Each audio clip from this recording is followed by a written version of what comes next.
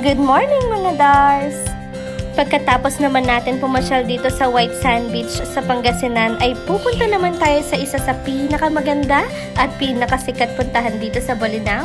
Total andito na rin tayo ay pumasyal tayo sa Bolinao Falls 2. Medyo rough road lang ang dadaanan mo at 20 to 30 minutes ang biyahe mula Patar Beach hanggang dito sa Bolinao Falls.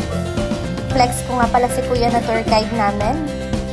Pagdating mo dito ay may konting pababa papunta sa Bolinao Falls. Siyempre hindi ko pinalampas ang pagkakataon, talagang nag-swimming ako ng bonggang-bongga dito.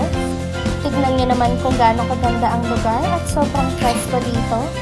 Siguradong may iibsa ng init na nararamdaman mo. Pwedeng-pwede ka nga din palang lumukso dito pero make sure na meron kang life vest. Kung adventurous ka ay siguradong mag-enjoy ka dito. Mabubusog din ang mga mata mo sa sobrang ganda ng falls. At napakalamig talaga ng tubig dito. Gusto ko din sanang sumubok na lumukso pero hindi ko talaga kaya. Mas maganda kung maaga kayo pumunta dito dahil wala talagang overnight. Meron din silang pinaparent na mga kubo. Kung magsa-sightseeing ka lamang ay 30 pesos ang entrance at kung magre-rent ka ng life jacket at pwede ka na rin mag-swimming, 50 pesos lang ang bayad nun. Kung dadayuin mo to ay hindi ka magsisisi kasi sobrang ganda naman talaga ng lugar.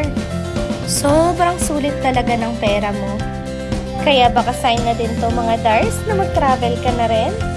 Huwag naman puro trabaho kasi deserve mo rin naman maging masaya. Isa na talaga ito sa pinakasulit na napuntahan ko dito sa Pangasinan. Kaya ano pang hinihintay niyo mga Dars? Isa talaga ito sa isang perfect place na pwedeng puntahan ngayong summer. Meron nga din pala sila ditong napakalinis na tubig at pwede daw inumin ito. Kung gusto mong magbanlaw at maligo dito ay 10 pesos lang naman ang additional mo.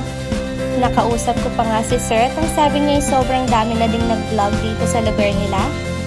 Shout out po sa iyo, Sir! Sobrang sarap talaga maligo dito. O siya na mga Dars, salamat sa panonood. Bye-bye!